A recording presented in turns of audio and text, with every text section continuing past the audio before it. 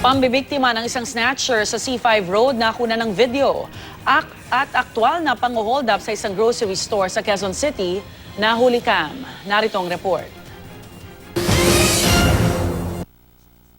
Nahuli sa CCTV ang pang-hold up ng 3 kawatan sa isang grocery store sa barangay San Bartolome, Novaliches, Quezon City. Sa video, makikitang naghahapunan sa loob ng kanilang tindahan ang mag-asawang biktima. Maya-maya pa, biglang pumasok ang 3 armadong lalaki.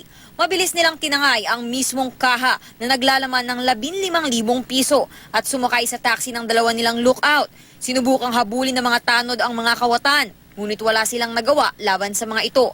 Kaya naman hiling nila sa mga otoridad, palawigin ang police visibility sa lugar. Sa kuhang ito, makikita ang modus ng isang snatcher sa bahagi ng C5 Taguig. Sa dashcam video, makikita ang jeep na naipit sa traffic sa kahabaan ng northbound lane ng C5.